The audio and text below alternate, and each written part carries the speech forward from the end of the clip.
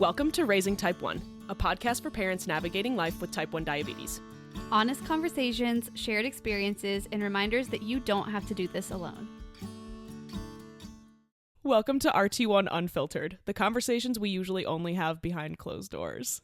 Yay! We came up with this idea literally just like a couple hours ago because we are both completely fucking fed up with diabetes. Yeah, we actually skipped.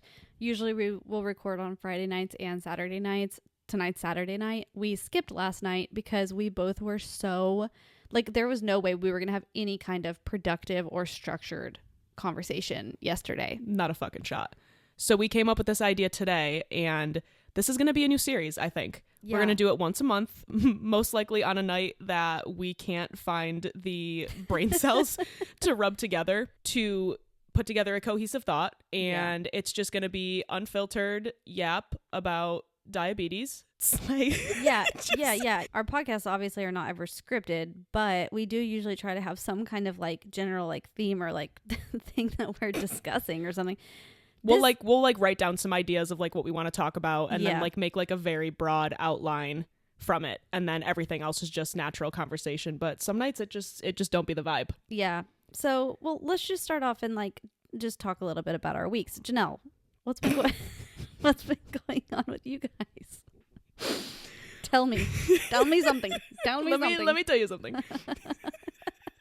Where to fucking start? Honestly, we have so many back and forth days lately where I don't think we've had one singular day from start to finish where I've been it's been a good day. Yeah. It's been a good day.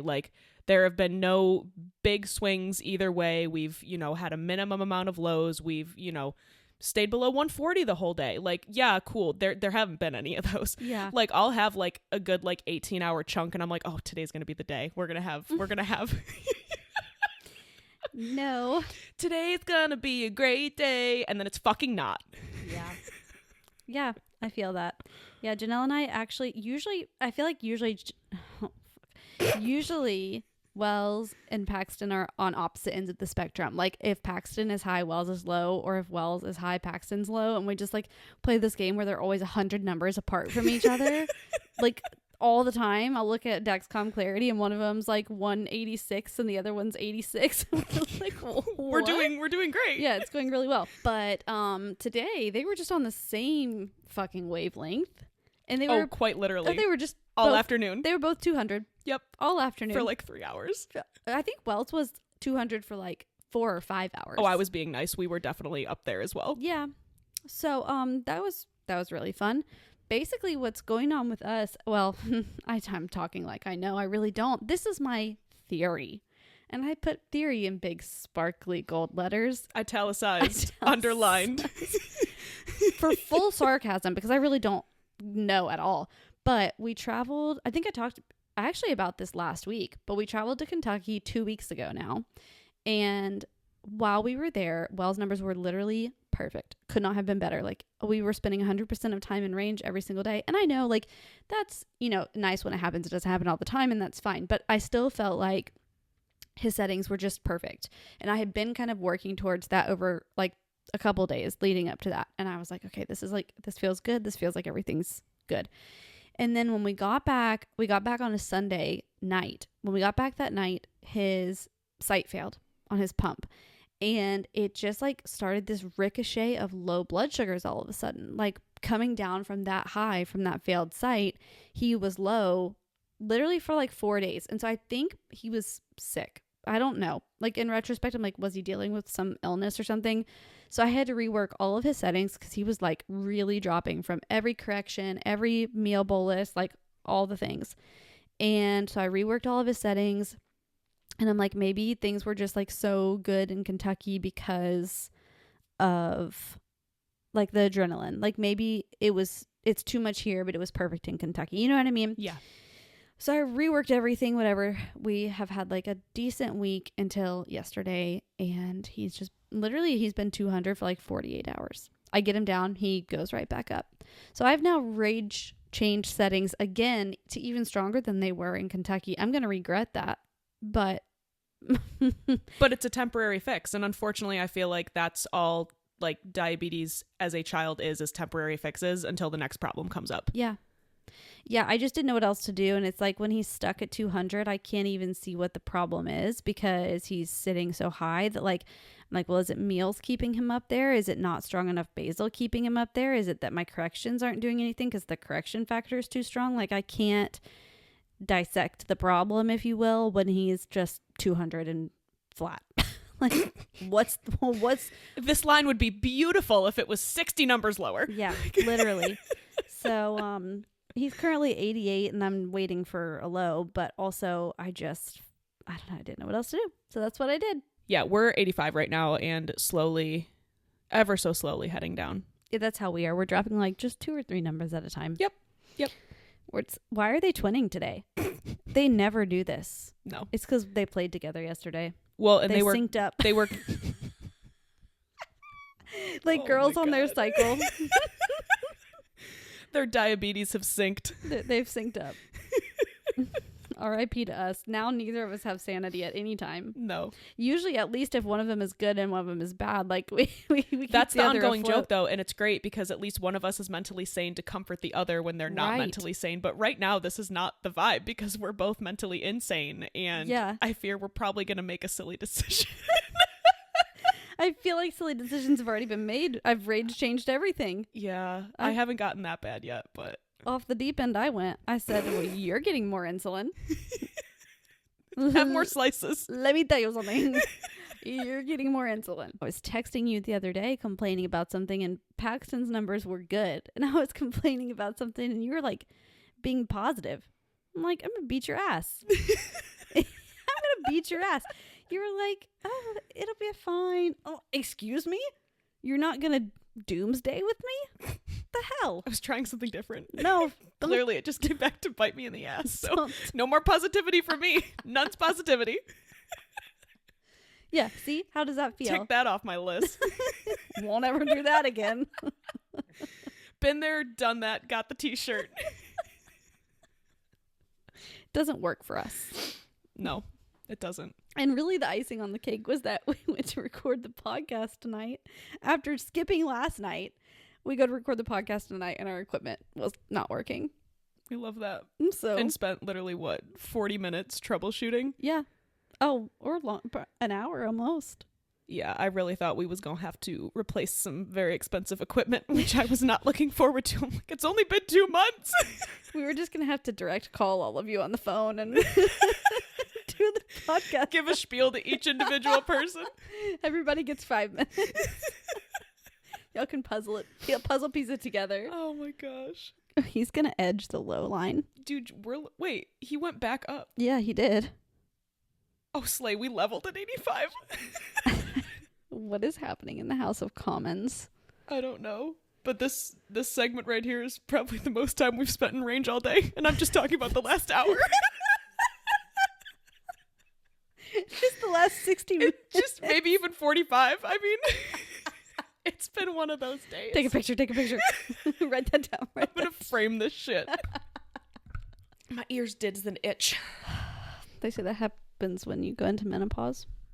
I fucking hope not. No, seriously. That's like a huge menopause symptom. What is? Your ears itching.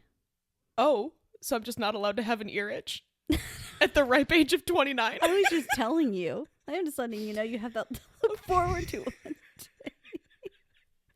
I fear you may get there before me, bitch. I'm only 2 years older than you.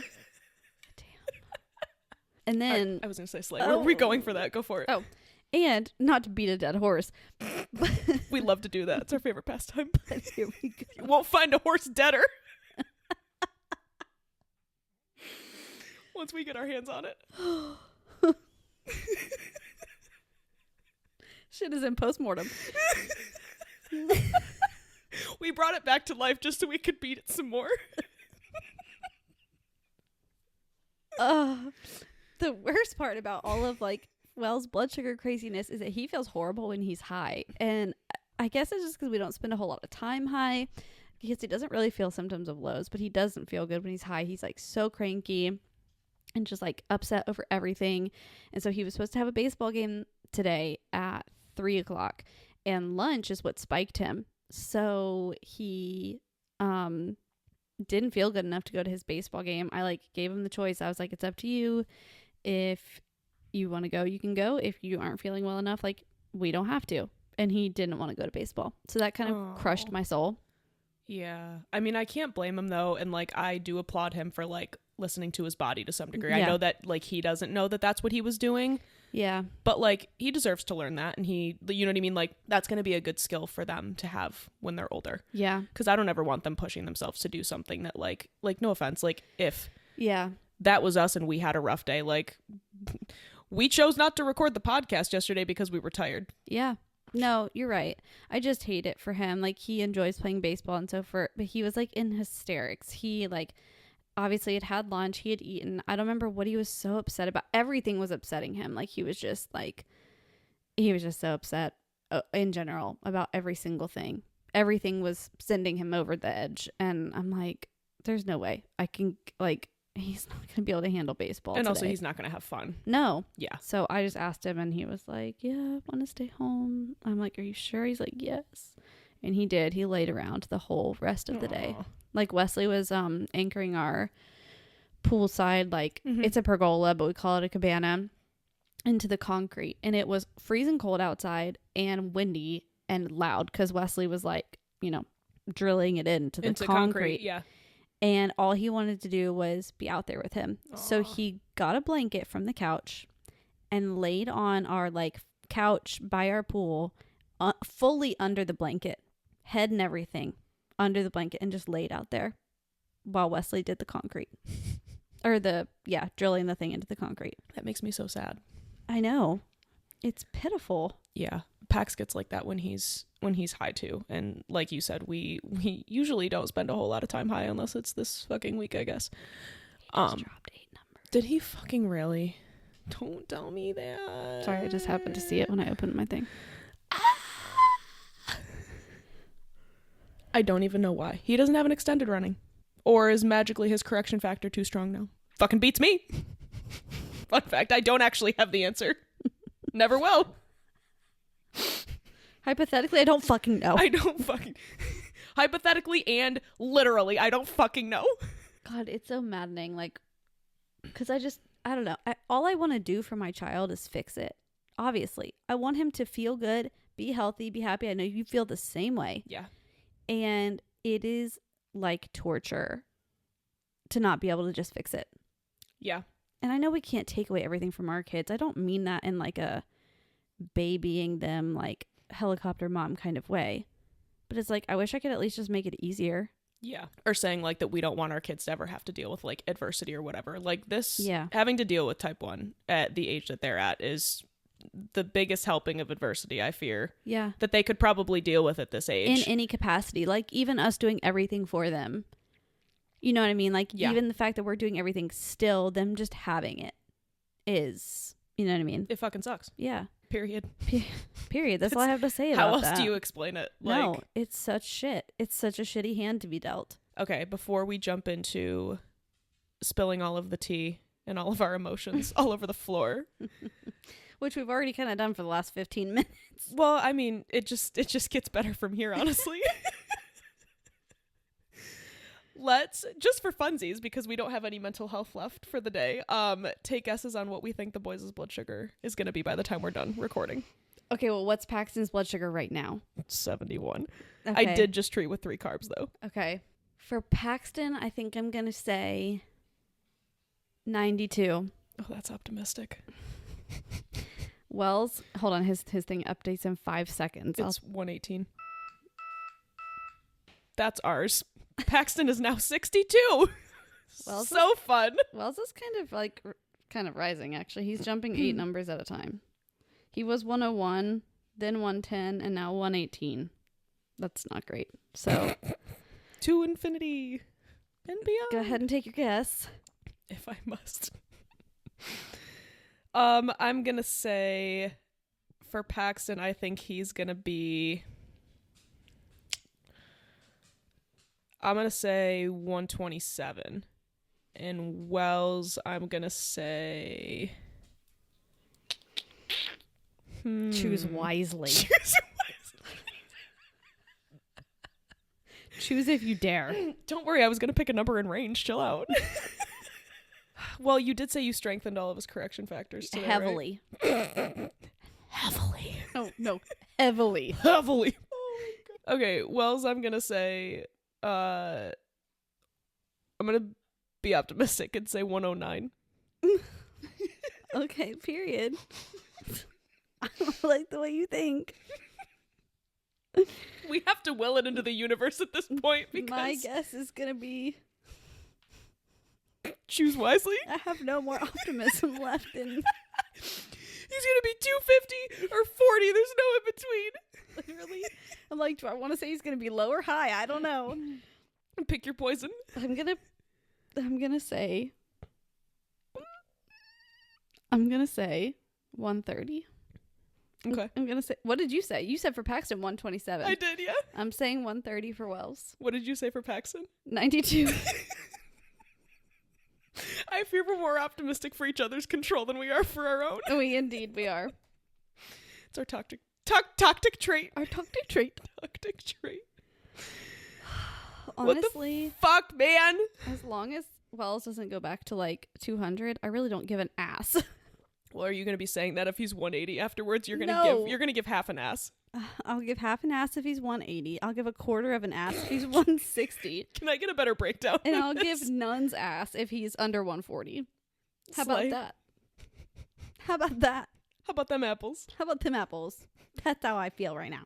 And this is just like, I was talking about this on my Instagram stories earlier, because I should have made a whole video about it, and I want to at some point, like just talking about like, and this is not to undermine adults having type 1 diabetes, because I want to be clear, type 1 diabetes sucks no matter the hell what, like adult, elderly, child, infant, I don't care. It sucks across the board, and I don't ever want to like undermine that for anybody.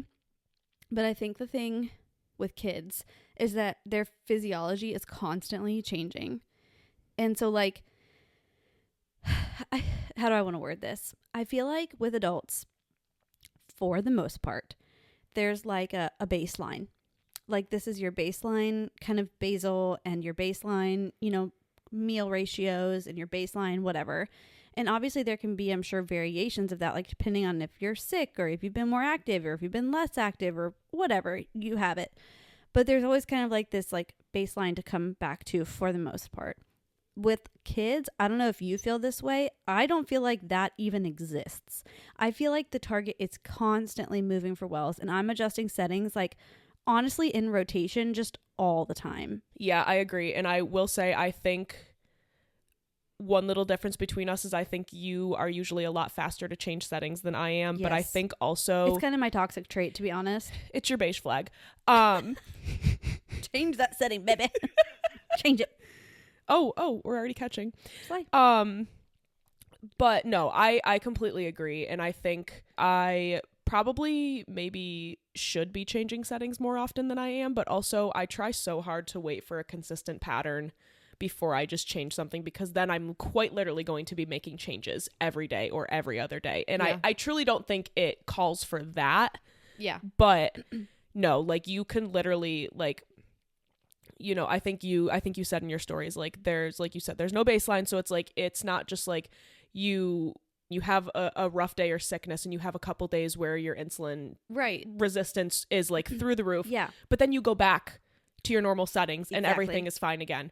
Or, but like something along those lines where it's like a temporary change, but then you just 99% of the time just go back to your baseline and everything is, not perfectly fine, but it's solid. It's good. Whereas a kid, you could be sick, and actually that insulin resistance, you're only sick for 3 days, but that insulin resistance is going to last 3 weeks, maybe this time, just this time. Yeah. And then when you try to go back to baseline, all of those are still going to be 2 weeks. So you're still going to have to up it, but not nearly as much as you were when they were sick. So now you have to find the happy medium between the two. Right. And then how long is that going to last? Maybe 4 weeks and 3 days. That's my guess. Yeah. Yeah. Yeah, exactly. Yeah. Like Wells had, I can only assume it was like COVID or the flu. Gosh, it's probably been like 2 months now, a month and a half, 2 months now since then. Yeah. Because it was in the first couple weeks of us starting the podcast, I remember. Yeah. So it's been a bit.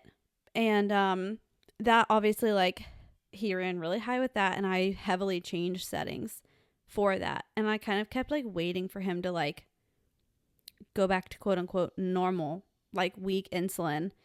And he kind of did a little bit, but not like it was before. And we've been stuck in that in-between space ever since. And it's been like 2 months. And I'm like, was the other shoe going to drop at some point? And he's going to go back to his quote unquote baseline, which is like 5 units a day. Right now we're sitting in this like 7 to 8 unit a day space. During the illness, he was using like 11 units a day. So exactly like you just said, or what are we doing? There's no answer. No. So it's just honestly so annoying. I don't know what else to say besides that. It's just really freaking hard to have a child with type 1 diabetes. It's so hard for that reason that sometimes when I'm talking to adult type 1 diabetics, and again, I mean no shade. I mean no shade by this. Like, it is hard no matter what. Just want to reiterate that.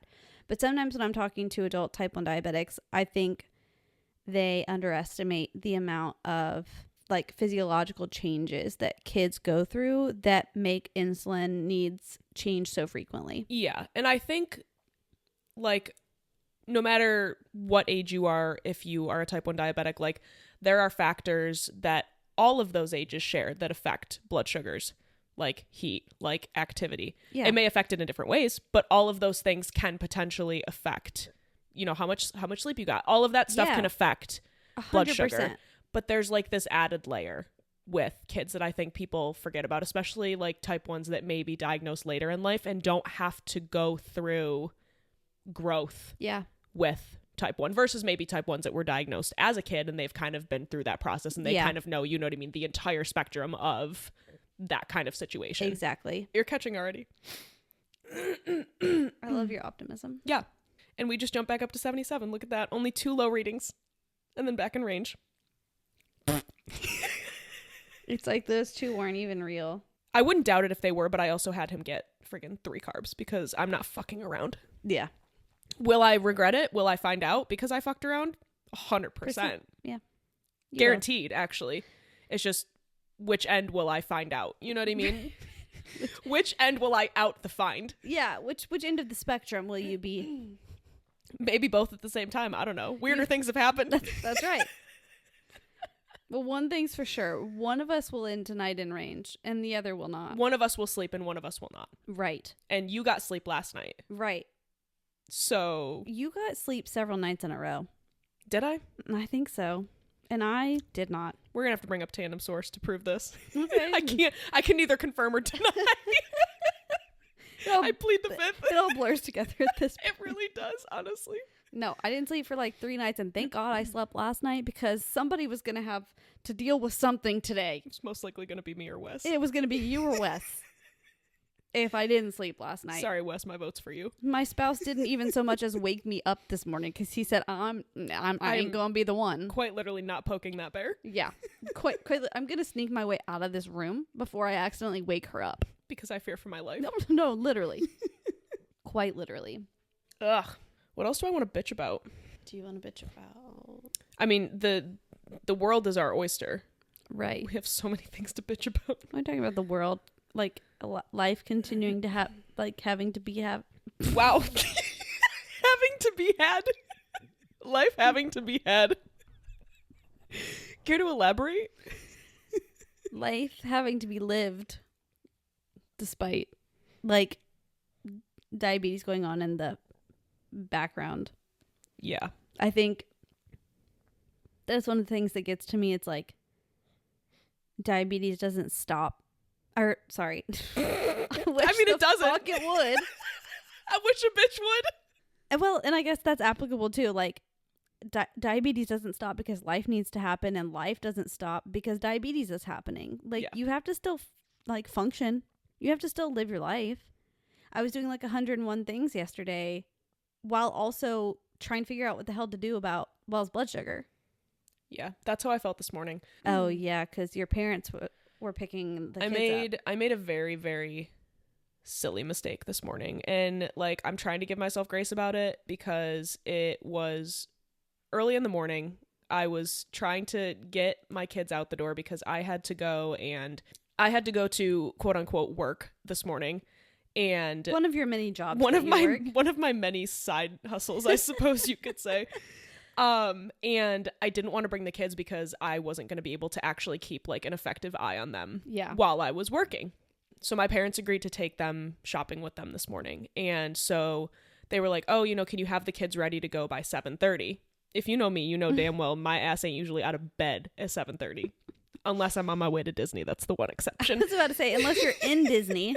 Oh, yes, in Disney as well. Anyways, so I was trying to be vigilant and give Paxton an easy, quote unquote, breakfast that I know was going to be easy on his blood sugar. And what I didn't realize is because I fed him way earlier than I normally do. My kids don't normally eat breakfast until like between 8 and 9:30. That's just like how it goes some days. Yeah. And so on Paxton's pump profile, his breakfast ratio doesn't start until 7 a.m. I believe I dosed him at like 6:55 a.m. for breakfast, which used his overnight carb ratio instead of his super strong breakfast ratio. So instead of dosing him with a 1 to 7.5 ratio, I dosed him with a 1 to 10 ratio, and he shot up to over 200 within probably 30 minutes. Yeah. And I was trying very hard not to be too aggressive with the corrections because he wasn't with me, he was with my parents, and I also knew that they were going to go walk around stores, and all of that usually, you know, brings him down a little bit. So I was trying to focus at work, also trying very hard to give myself grace and make smart diabetes decisions, not angry diabetes decisions. But also I found a lot of the issue that crept in this morning was like the guilt of making someone else deal with my problem. Yeah. Like it's my mistake that, and sorry, maybe it's not a mistake. It was just something that happened, but it happened on my watch. Yeah. I could have caught that in my head. I could have caught that if I was paying more attention, if I wasn't rushing around trying to get the kids ready to get out the door.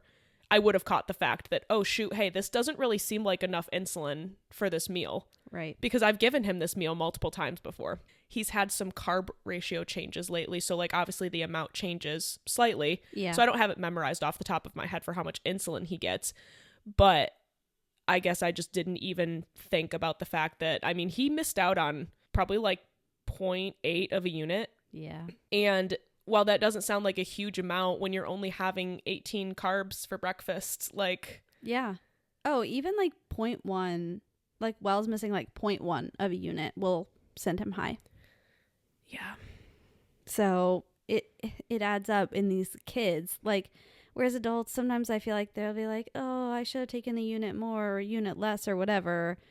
Like the scale is much less forgiving for little bodies. Yeah, like I give Paxton like a unit of correction when he's like 180. Like there's no like, oh, I forgot to give him an extra unit for a meal. Yeah. You know what I mean? Like it's more like, oh shoot, I should have given like 0.2 or 0.3 more, or it's like such small amounts, which I think people don't think about either.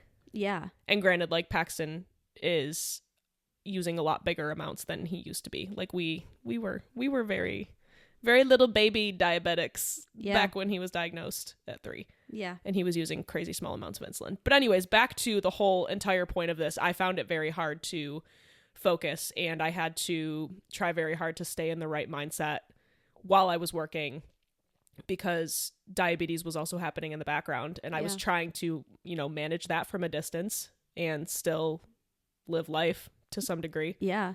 And it sucks because I feel like I can't give 100% at either. Right. Yeah, that's how I feel too. I feel like I'm always operating life at like 50% so that I can give 90% to diabetes. Yeah. Like I'm always giving 150%. You know what I mean? Because maybe like, even 200. Yeah, because what choice do I have? Like a diabetes needs my 100% as much as I can give it. It demands that. Like I can't give diabetes 50%. It doesn't let me. It's not like you can let it slide 50% of the time. Yeah. Oh, he's low. I'll treat the next one. You know what I mean? Maybe the next one. You can't. Yeah, I get you. When it demands you handle it 100%, you must. Yeah. And like, yeah, you can have less tight control. Like you could be fine with higher highs or whatever.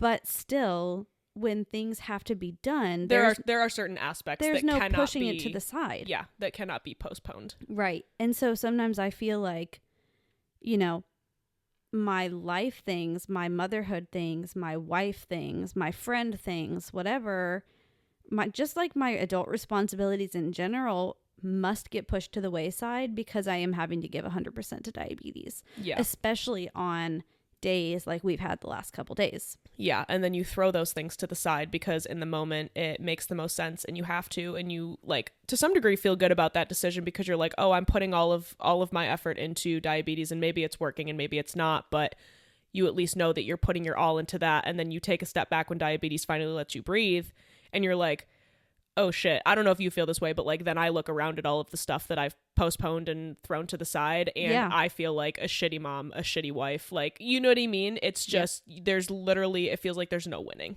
But yeah, that's like, it's the perfect example. It's just I don't know, I've been having like some very good conversations with my therapist the last couple sessions. We've talked about diabetes a lot, and we've talked about like working on changing my language about diabetes in order to like work on changing my thoughts. And like it takes a whole lot of conscious effort to do that because so naturally I want to be like, I made a mistake, I messed this up, if I had just done this then it would have worked out better, if I hadn't have done this it would have worked out better. And like hindsight is 20/20 obviously in any situation. But one of the like language things she's been telling me is to stop saying, like, basically the goal is to stay neutral about numbers, whether they be good numbers or bad numbers, quote unquote bad numbers. So like the goal is to stay neutral. So like I can't claim ownership over the result being good numbers. So that way I'm not claiming ownership over bad numbers. Like if the good numbers aren't because of me, then the bad numbers can't be because of me. Does that make sense? No, it does. And so we've been working on changing my language to like, oh, like I did this or I should have done this or whatever, to it either worked out the way I wanted it to or it didn't work out the way I wanted it to. And it's been really helpful. Like it has, like reframing it that way has been helpful. Because at the end of the day, like that is the truth. You know, she always tells me you're making decisions with like maybe a quarter of the information you need. Like diabetes is so obviously multifaceted and there's so many factors that play into blood sugar and, you know, insulin sensitivity and just like all the things. Like you're making a decision with just a fraction of the information you need to make a quote unquote right decision. So like it's basically a shot in the dark every single time. Which is also like a helpful way to I think about it. But it's just so hard in the moment to manage the emotions behind it that I have found myself now not necessarily blaming myself. Like I think I'm getting better about that, and like just forcing myself, like I said, to change the language is helpful. But it still pisses me off that I even have to deal with it and that he even has to deal with it. And so like there's still this like very heavily driven emotion behind numbers. And like, I don't know, it just emotionally drives me so much. But where was I going with that? Oh, so anyway, so we were talking this last therapy session I had just a few days ago about that. And I'm like, I don't know how to navigate that. Like, I don't know why it's making me so mad if I'm not claiming, ownership over it. Like if I'm not blaming myself, then why is it pissing me off so much? And she was like, walk me through like the emotions that you feel. And I was like, well, I guess it makes me mad because, you know, if he goes high after lunch, then he's high all afternoon. And that means by dinner, he's either going to still be high or he's going to be low. And then I have to dose dinner based off of that, which means dinner's probably not going to go well, which means like going into bedtime isn't going to be good, which means I'm probably not going to sleep well that night. Like it's all kind of a domino, like ricochet effect. Yeah. And she was like, oh, you feel trapped. And I was like, oh, yeah. If it's that easy, yeah, sure. But like, yeah, that's exactly the emotional feeling I would tie to the way I feel in those moments. I feel trapped. I can't stop doing this. I don't have a choice. And I also don't know how to fix it. Therefore, I'm just stuck in this fucking diabetes purgatory of I can't escape. And also I must keep playing the game. Yeah, it's what's that analogy? Like you're on a hamster wheel that never stops and you can't get off. You can't get off. Or like a roller coaster or something. No pun intended. Yeah, exactly. I'm a hamster on a hamster wheel, and I'm passed out, and I'm just riding it. I'm just that's me. That like literally that's how I feel. Do you ever see those videos of those cats that have like those giant hamster wheels that will run on them? No. And then they'll like dig their nails in and they'll just like ride around. No, I don't think I have. That's me though. You should look at it. That's me. That's me. That's me. I is cat. Cat is me. Cat is me. I is cat. Is he jumping? No, we're going back down again. Because why the fuck not? Honestly. Well, you know. Yeah. Because diabetes. Be diabetes.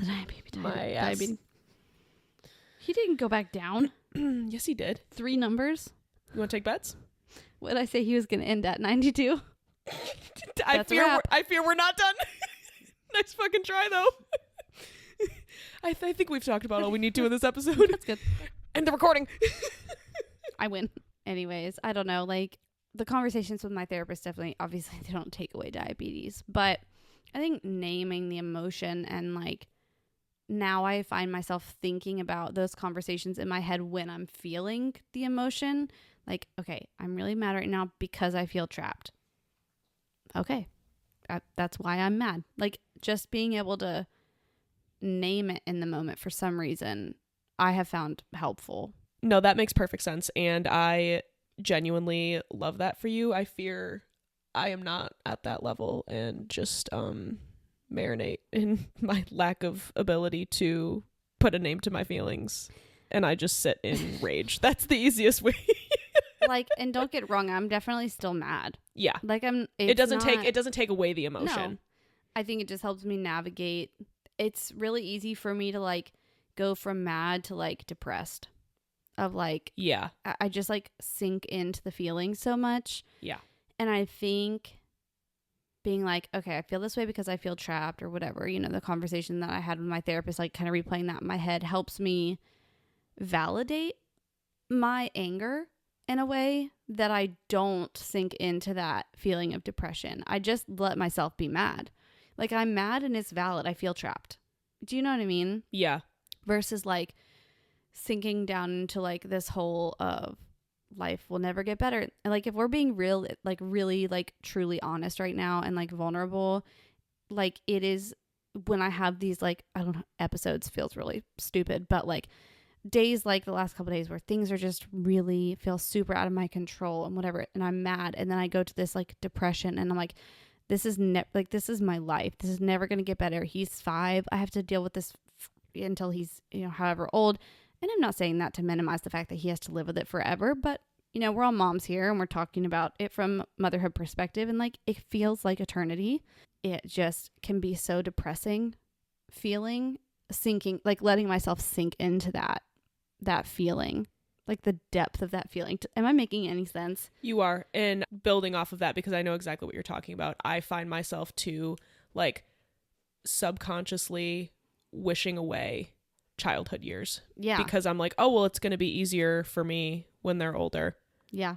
When it's probably not. It's just going to be hard for different reasons. Just like we talked about, God, how many episodes ago? Like, yeah. Diabetes is always hard. It's just hard for different reasons. And those reasons evolve as, you know what I mean, your child grows up.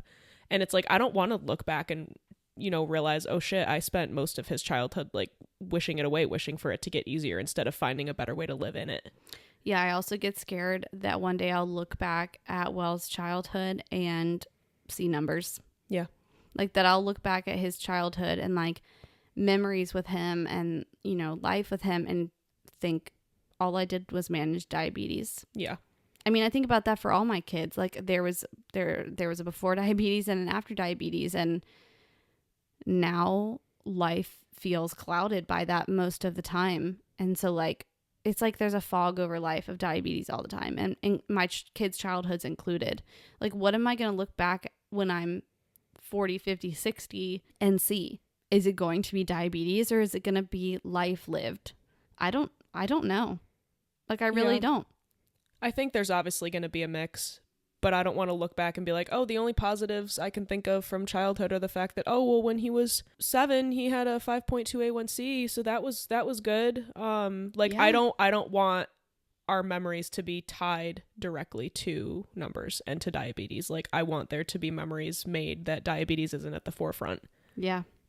It's just so, oh, and I feel the same way. It's just so hard to not, sometimes I look at him as numbers. Like, I have a hard time, like, I don't know, disconnecting the two. Yeah. I don't know. Not always. When his numbers are, and this is where I get like, I've told my therapist this, when his numbers are good, I don't feel like that. I don't feel like that. I feel like when we went to Kentucky, his numbers were so good that I didn't check every Dexcom update. I wasn't I was trusting his pump to just handle what needed to be handled. If he was high, fine, the pump would handle it, bring him back down into range, no problem. Like, he was like 160 at one point, and I was like, I'll just give some pump suggested corrections. Like, it's fine. It's going to bring him back down. I trust it. And I feel like I made fun memories with him. Yeah. Without diabetes being at the forefront of every waking thought.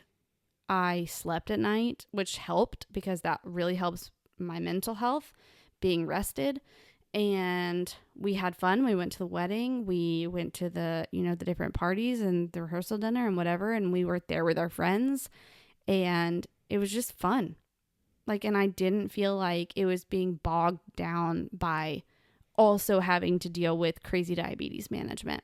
Do you think you would have felt any differently if his numbers weren't as stable? I know for sure I would have felt different.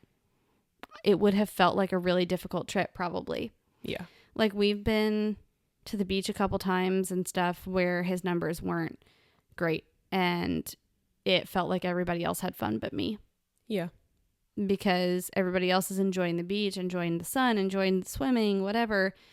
And 99% of my thoughts are diabetes. How do I keep him safe? How do I keep him having fun? How do I keep him making memories and not having to think about diabetes? Well, I'll carry it, but then that takes away from my memories, my trip, my experiences. And I feel like to some degree that's motherhood summed up, whether diabetes is there or not. Definitely. I definitely think so. And it's not a sacrifice I'm not willing to make. Like, I would do it 100 years over, for him to live a life. I'm not trying to necessarily complain. It's just, it's such a hard, it's obviously a sacrifice I'm willing to make. It's just a hard one. Yeah. It's a hard one to make. And you, like you said, you want to look back and you want to know that you enjoyed your life too. Yes, there is sacrifice. Yes, there are hard days and whatnot, but you don't want to look back and be like, I gave my everything to this in the wrong way. Right. Especially motherhood. Yes. I think that's it's not going to be my life because he's going to grow up and it's not going to be mine to manage anymore. So I don't feel like I'm wasting my life away on diabetes because it's not always going to be mine to carry. Yeah. But I do worry that I'm, in a sense, wasting away my motherhood on it. Yeah. My motherhood experience has been, quote unquote, tainted by this really difficult thing to navigate. And like I said, will I look back one day and be like, oh, my motherhood was 90% worrying about diabetes and everything else was on the back burner. Yeah. And like you said, I think we talked about it in one of the episodes, you had a good refresh, 8 to 10 years of motherhood before diabetes? So Bailey was... Math, right? 8. Mm-hmm. Yeah. Yeah. When Wells was... So I'm sure that's also kind of... No. Sorry. No. She was turning 10. The day Wells was diagnosed, she turned 10. That's right. Yep. Yeah. So you had 10 solid years of motherhood. Yeah. With all of your children, not even just, you know what I mean? It's not like Wells was diagnosed super, super, super young where, you know what I mean? You barely had any time with him without diabetes. Yeah. So it's I'm sure that's hard for you too, to kind of compare you as a mom before diabetes and then now you as a mom after diabetes. Yeah. There's kind of something to mourn there. Yeah. In a way. Yeah. Versus me who 3 years into motherhood had to deal with it, and not saying either one is any more hard, but it's it's just so crazy how different it is because most of my motherhood has been diabetes. Yeah. It fucking sucks. It does suck. But also, I don't have really anything. I don't really have anything to mourn beforehand other than just life in general before diabetes. This isn't what I pictured being a mom to be. Yeah. As sad and, you know, maybe controversial as that sounds. But I don't think it's controversial. I think it's real. I think, you know, we're all probably thinking it to some extent, and it's really hard to say. And I go back and forth saying some of these things, especially online. I don't know that I would ever have these kind of conversations like openly on social media, because I think it easily gets to the wrong people. But I think in this setting, like, we're all moms going through this, and I think everybody knows that our intentions are not ever to take away from anybody else's experiences, especially, you know, if it's a type 1 diabetic that's listening and they're like, oh, these moms have no clue. Like, they're not even the ones living with the disease. I don't ever want that to get misconstrued as us saying we have it worse or whatever. Because I don't feel that way at all. I don't ever want our kids to listen back to this and be like, oh my God, shut up, mom. Like, you know what I mean? Like, I mean, they may, because, you know, boys, but yeah, they all go through that phase. I don't ever want to take away from anybody else's experiences. Yes. Or if you're listening and you're like, I don't relate to this, like, that's fine. Everybody else is navigating this however is best for them, and that's totally valid. But, you know, somebody has to say the hard, like, deep, dark things out loud, I think, in order for us to not feel alone. Yeah. And I think we all are here because to some extent we feel alone. Yeah. I had this thought when I was scrolling on Reels earlier. There was this influencer that I follow. I followed her for many years. She has 4 kids, but she was making a video about her about to leave on a road trip with her mom and her sister. And she was like, I'm not taking the kids. She doesn't have any medically complex kids by any means. Okay. A quote unquote normal mom. No, just a normal mom. Oh, people love that term. Yeah.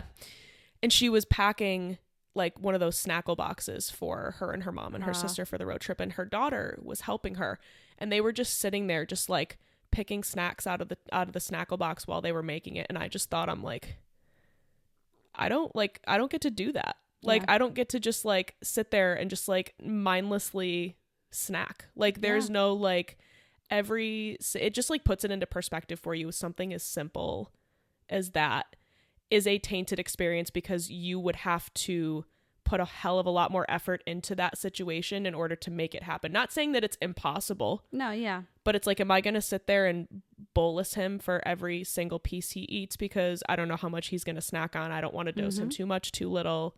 Like, it's just like stupid shit like that it's like, I wish that this didn't require any thought. Oh, yeah.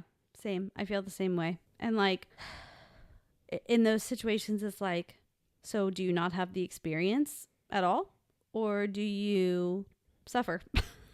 Suffer's always the answer, first of all. You know what I mean, though? Like, that's sarcasm, by the way. just in case you were curious. Those are like the options, though. Like, okay, this is, and I guess that's kind of the question you constantly are weighing as a type 1 mom. Is this experience worth it?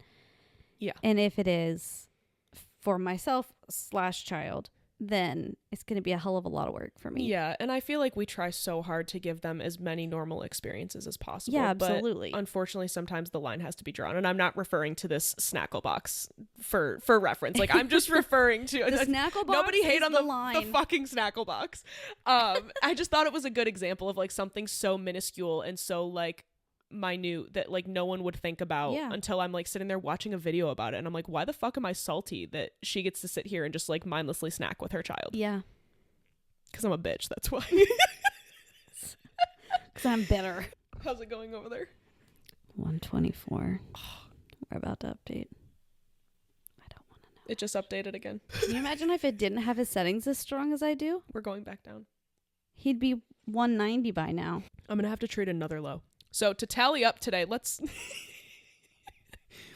just a quick little mind break. Tell the podcast your percent of time spent in range. Oh, today. We don't want to know that. No, I think they do. I fear I can't. Well, I can see that. Please hold. Actually, we see what range are we talking? Are we talking pump range? Or are we talking desired range? Because those are two different. Don't make me tell the desired range, please. It's embarrassing, Mom. Tell both. This has to be wrong. There's no way. Please hold. God, I don't even want to look. Oh, that's horrendous. What is it? Our time in range for the past 24 hours has been 53%, with 9% of that low and 38% high. Nice. It's not, actually. Thanks. I'm crying. Our clarity for the last 2 days Oh, we're looking at clarity? What were you looking at? I was looking at Sugar Mate. Yeah. Okay, let me... Because it gives you the 24 hour. Okay. Oh, let me also just share, too. Our average glucose is 129, and standard deviation is... Oh, shoot, that's 7 days. I don't want that. 24 hours. Please hold.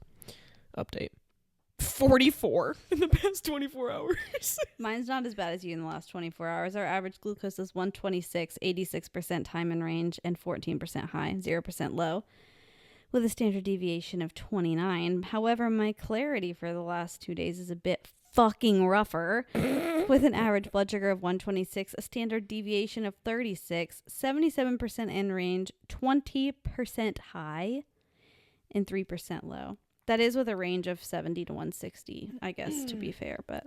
Yeah, so our 2 day clarity with a target range of 70 to 160. Average glucose is 116, standard deviation 40, 73% time in range with 3% high, 13% very high, 10% low, and 1% very low.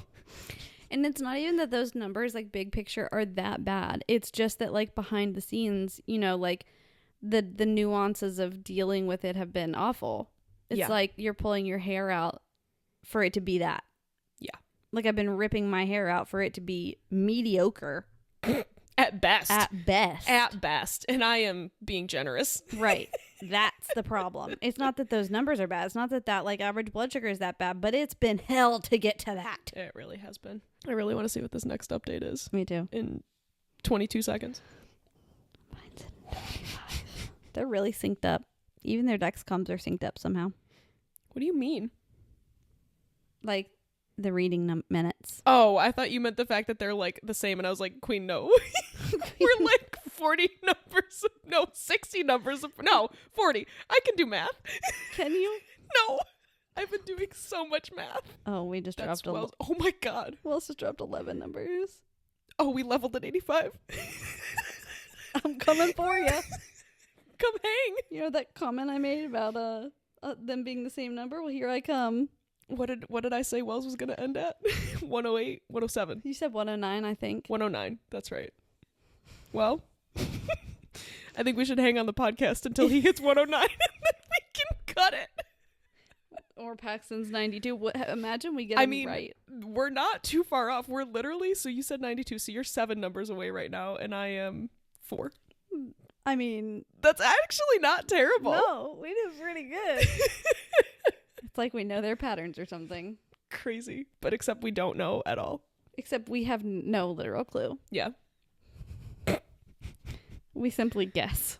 All right, I guess we'll make the final judgment on this next reading, but while we wait for that, let's spread a little bit of positivity.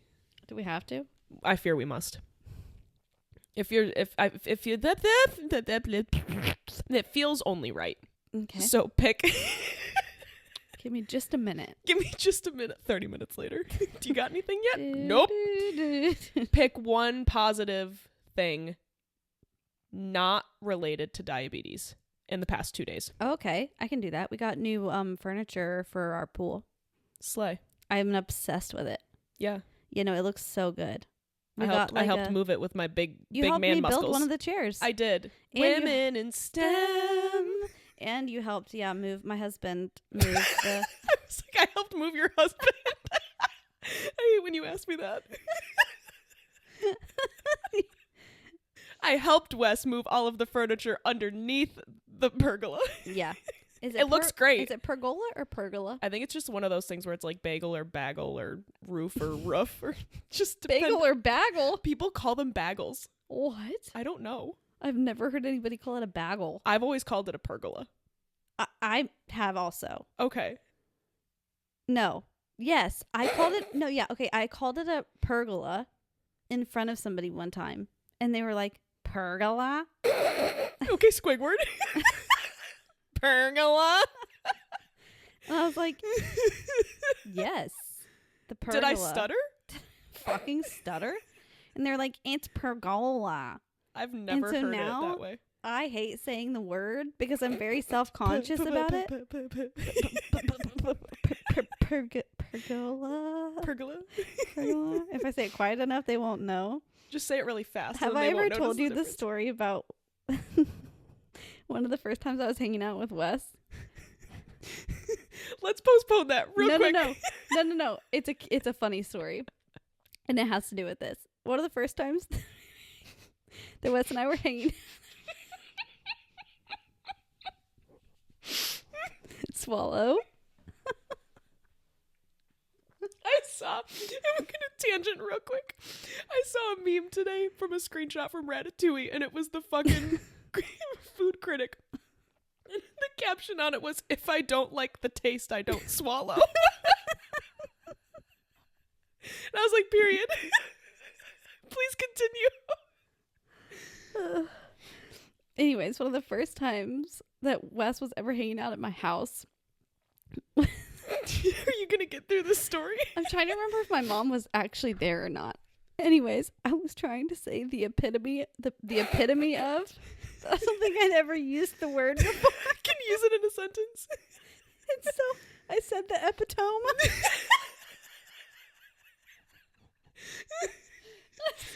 That's the only acceptable way to say that from now on. And I think my mom and Wes both were like, the what?